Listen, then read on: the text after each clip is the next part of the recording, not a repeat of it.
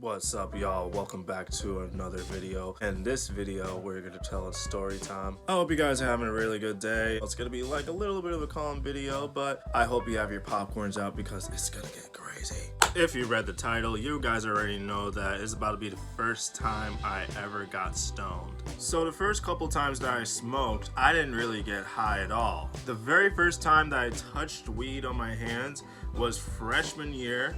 A guy was selling in the locker room and he was giving it to me and my friend. My friend wanted me to try weed really badly. I was like, all right, bet, I'm down. I tip in my $3. He tipped in $7. That was my very first time. I rolled it in the loose leaf paper while I was walking my dog.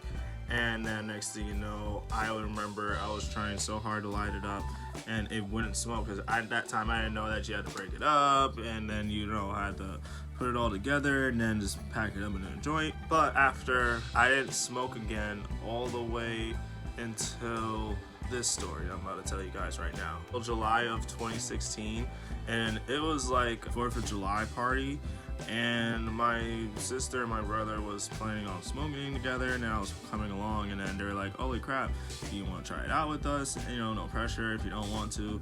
I was like, oh, you know what, fuck it, I want to try it out, because I'm 16, I want to try out something new for that time. We smoked this blunt in the back of the car of my brother's friend at the time, and next thing you know, I didn't really get stoned that time for really then, like they see a little pink eye, so they didn't really give me the blunt for the rest of the sesh. But I didn't really felt really stoned.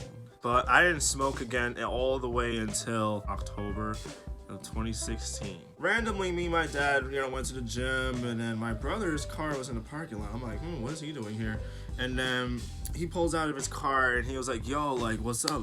Pull up. I just ran along with the ride. We were blasting music. And for a while, as the car ride went along, and he calls his friend, and next thing you know, he was like, yo, meet me at LIC parking lot. That's just what we're gonna call it. I have no idea what's going on, so I'm like, all right, bet. I'm just gonna go along for the ride, and whatever happens, happens. We pull up to the parking lot, and the minute we get into the parking lot, it's like, imagine this parking lot, and there's a football field right here, and then the other side of the parking lot is like apartments, damn near like dorms. Me and my brother parked right in the middle of the parking lot, and there wasn't really that much cars around, so I wasn't really that scared. So I'm like, hey, what are we doing? And well, I didn't really question it until his friend pulled in right next to us.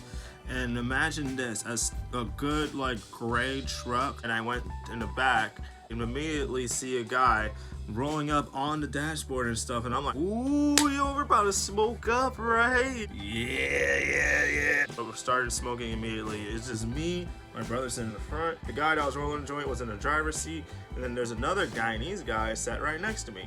So I'm watching how everybody's smoking. Guy passed it to the Guyanese guy sitting right next to me, so I'm watching exactly how they smoke. And then the Guyanese guy, they did a ghost, and then he passes it to me. I have the joint, and I'm like, okay, here we go. And then I exhaled, and then I inhaled again, and then exhaled out again. Passing it back to my brother. They were blasting music, and the music was sounding more like it was deep into my head. It sounded like it was far, far away, as everything started framing up at the same time. It just felt like it was far away, and then I'm like, and then the hot box was getting me way more higher. Next thing you know, I just looked at the door, and I'm like, you know what, I am getting out. So when I opened the door, and my brother was like, oh, you're all right? You should go to my car, and you should relax. I'm like, okay, I'm out of it. I'm really, really out of it. So I have no idea, but I cannot feel my legs. I cannot feel my body. So getting to the car felt like a mission. It felt like the Mission Impossible, but way worse. So when I got inside of the car, I immediately just sat down, and I couldn't even feel my butt. I felt like I was floating. All I did was just picked up my phone, and I cannot form a coherent sentence on my phone. And next thing you know, I'm surfing on Instagram, and I couldn't even, comprehend this stuff really well, because on Instagram it was like a lot of weird posts at that time and stuff, so I wasn't really like gaining any knowledge from anything. I texted my brother, he was like, yo, you alright? I'm like, no, I'm not good. And I turned and they're all laughing at me like, oh shoot, I wanted to stay in the sesh longer, but the hot box kept getting me higher and higher. My brother finally gets in the car after their sesh.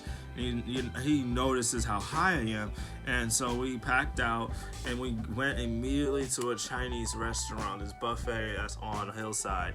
And I remember standing there, my eyes are bloodshot red, and I'm talking to this Asian lady. She was like, "Oh, are you to go or to stay?" And I couldn't even comprehend what she said at all.